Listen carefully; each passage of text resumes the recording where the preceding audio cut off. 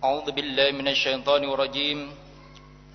Bismillahirrahmanirrahim. Wa may yaf'al dzalika udwanan wa dhulman fasawfa nuslihi nara wa kana dzalika 'alallahi yasira. Barang siapa di antara umat seluruhnya umat manusia,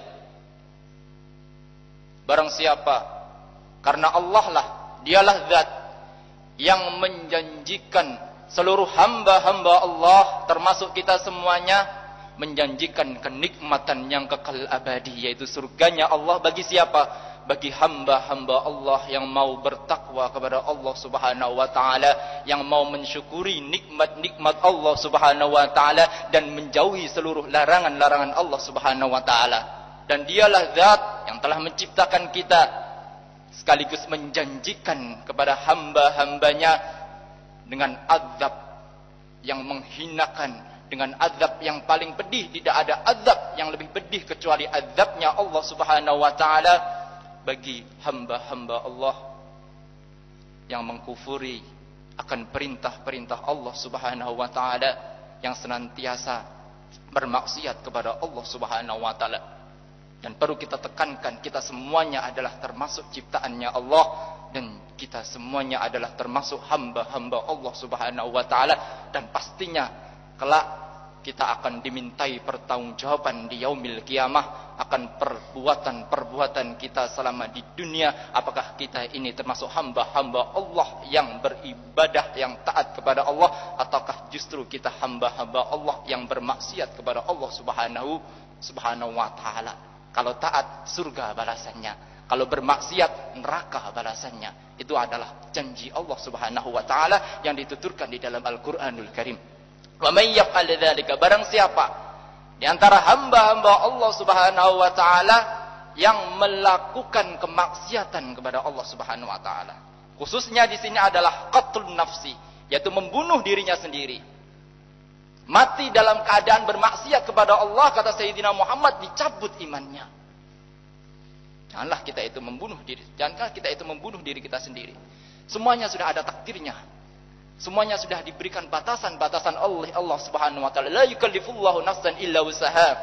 Bahwasanya Allah Subhanahu wa taala tidaklah memberikan beban, tidaklah memberikan cobaan kepada kita semuanya kecuali atas kemampuan. Memang sudah diukur. Jangan kita lari dari beban kita semuanya. Dari beban kemiskinan, dari beban penyakit. Jangan kita itu mengeluh gitu semuanya. Itu semuanya sudah takdir Allah Subhanahu wa taala, dan kita sebagai hamba Allah wajib bagi kita hanya tunduk kepada seluruh takdir-takdir Allah Subhanahu wa taala. Ataupun kemaksiatan-kemaksiatan yang lainnya, mabuk, subhanallah, ataupun berzina, naudzubillah min dzalik. Ataupun kekotoran-kekotoran hati, membicarakan, menggunjing kepada orang lain, takabur, riya, sombong, ataupun yang lainnya. Maka barang siapa yang seperti itu dalam keadaan udwanan, bermaksiat kepada Allah dalam keadaan udwanan, itu ifratan. Dalam keadaan dia itu berlebih-lebihan dalam bermaksiat, sampai kemaksiatannya ini taghlib, sampai kemaksiatannya ini lebih banyak daripada ibadahnya. Sudah alamat ini orang ini.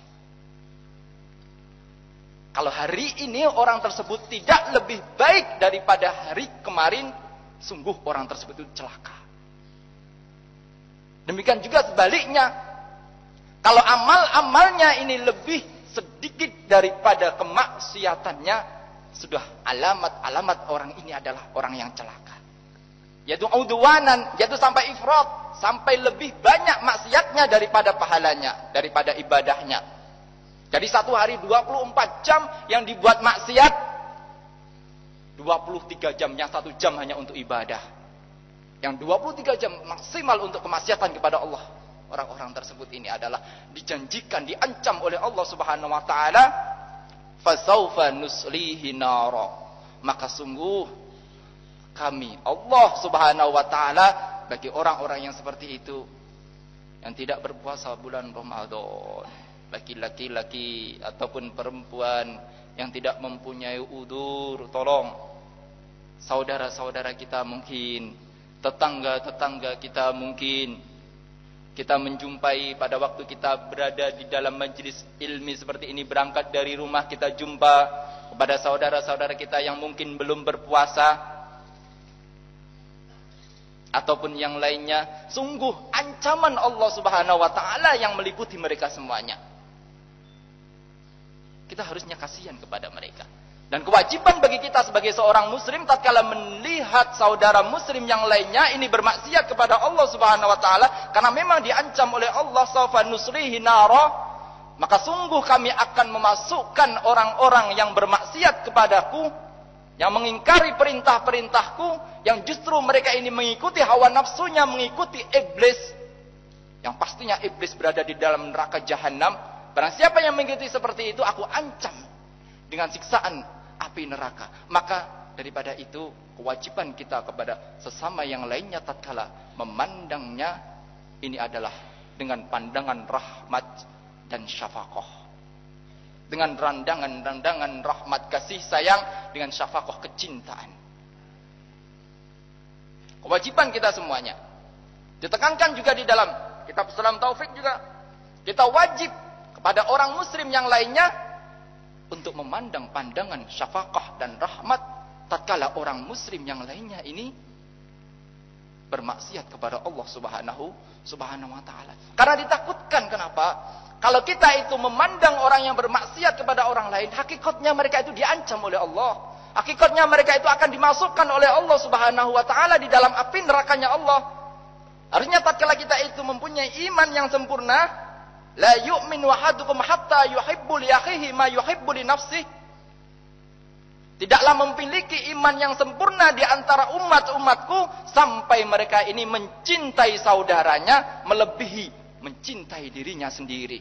Tatkala kita itu menginginkan surga, senang masuk surga, kita harusnya menginginkan saudara-saudara muslim yang lainnya ini juga masuk surganya Allah Subhanahu wa taala. Tatkala hati kita ini memandang dengan pandangan merendahkan, tidak akan kita ini mencapai derajat-derajat surganya Allah Subhanahu wa taala. Karena iman kita enggak sempurna. La yu'minu ahadukum, tidak mempunyai iman yang sempurna.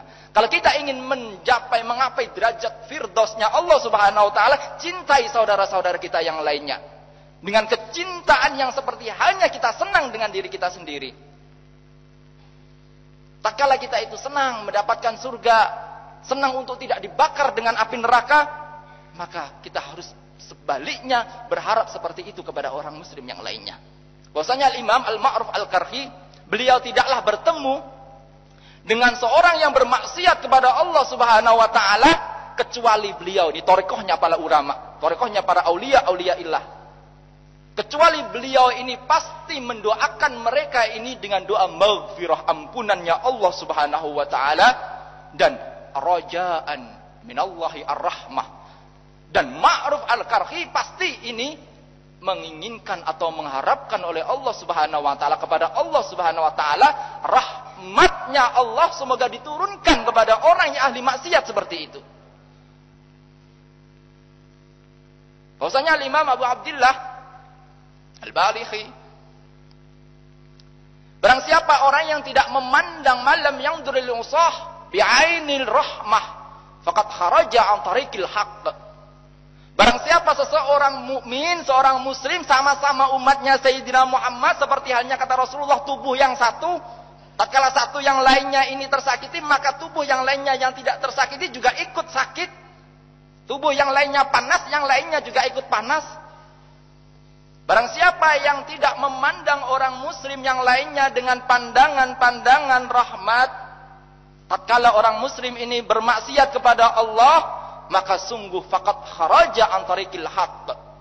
Maka sungguh orang tersebut, orang muslim ini yang memandang rendah, mandang hina orang yang tidak memakai jilbab, orang yang memandang rendah orang yang tidak berpuasa, minum di siang hari, orang yang memandang rendah tidak Jumatan, orang yang memandang rendah ataupun apapun, yang tidak salat, memandang rendah orang-orang yang ghibah, yang punya penyakit kesombongan, itu loh Pak, itu loh sombong, kita memandang rendah.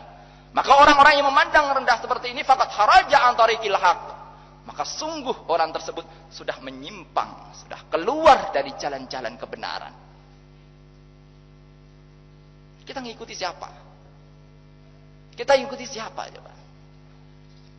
Kita ikuti Sayyidina Muhammad, yang mana Sayyidina Muhammad diikuti para sahabat-sahabatnya beliau, dan para sahabat-sahabatnya beliau ini diikuti juga oleh para tabi'in sampai para ulama-ulama. Salah satunya Ma'ruf Al-Karhi, Abu Abdillah Al-Balakhi. Bahwasanya Imam Syafi'i beliau juga berpendapat, barang siapa man yangdur ar-rajul as-su' malam yangdur ar-rajul as-su' bi'ainin rahmah. Barang siapa yang tidak melihat orang laki-laki yang dia itu laki-laki buruk dengan pandangan rahmat, maka fahuwa aswa' halan minhu. Maka orang laki-laki yang seperti ini memandang orang lain yang ahli maksiat ini dengan pandangan yang tidak kasih sayang, tidak kecintaan, maka orang yang memandang ini halnya, akhlaknya lebih buruk daripada orang yang bermaksiat kepada Allah Subhanahu wa taala. Karena tidak memiliki ruh dari hadis Sayyidina Muhammadin sallallahu alaihi wasallam, ya la yu'minu ahadukum hatta yuhibbu li akhihi ma yuhibbu li nafsihi. Tidaklah beriman. Kita harus ikrar. Kita harus tahu itu semuanya. Bahwasanya kita itu adalah saudara muslim. Kita menginginkan semuanya masuk surganya Allah Subhanahu wa taala. Kita menginginkan kita bukan hanya masuk surga, tapi surga yang paling tinggi, surga firdausnya Allah Subhanahu wa taala, bareng-bareng bersama Sayyidina Muhammadin sallallahu alaihi wasallam. Wa kana dzalika isla'un nar 'ala Allah yasira. Dan memasukkan neraka bagi hamba-hamba Allah Subhanahu wa taala itu bagi Allah suatu hal yang remeh, suatu hal yang mudah. Enggak akan kesulitan Allah. Kita itu siapa? Kita dibandingkan Allah itu siapa? Allah Al-Aziz. Allah Maha Perkasa. Tidak ada yang menandingi keperkasaannya. Allah Maha Iradah. Allah Maha berkehendak dengan suatu apapun. Kalau sudah Allah berkehendak memasukkan si fulan, si manusia, si laki-laki ini, si perempuan ini untuk masuk neraka karena kemaksiatannya, apa yang kita lakukan? Bahkan kita itu berusaha untuk tidak makan beberapa hari saja kita sudah wafat. Apa yang kita sombongkan? Bahkan kita itu menahan dari keluarnya uban dari rambut saja kita tidak mampu itu. Apa yang kita harapkan coba?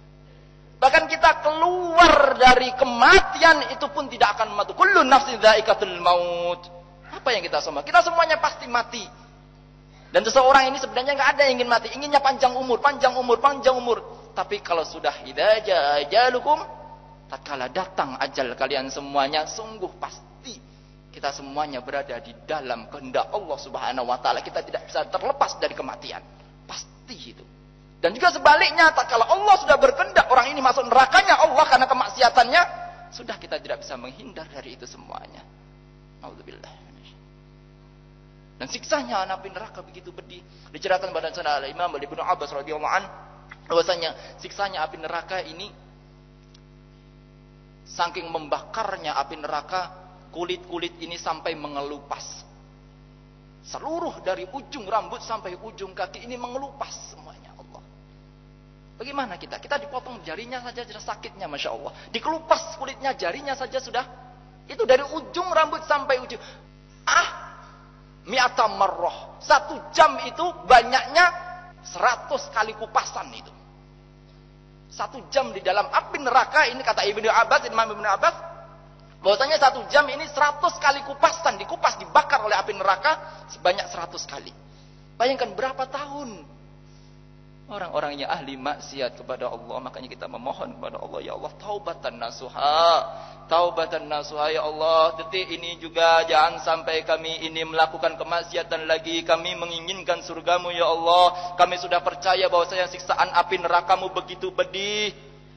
Jangan kita meremehkan. Kadang-kadang kita tidak ada dzauq, tidak ada hati di dalam hati kita bahwasanya terkadang kita percaya sedikit siksaan api neraka kayak gitu. Tidak. Karena kenapa? Karena itu adalah kekurangan keimanan kita.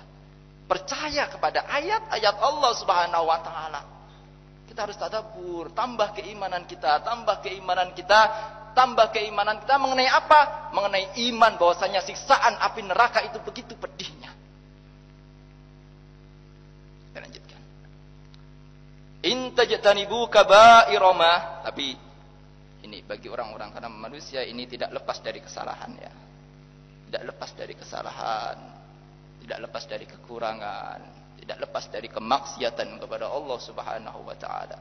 Tapi barang siapa in tajtanibu kaba'irama tunhauna anhu nukaffir ankum sayyi'atukum wa nudakhilukum fil akhirah mudkhalan karima.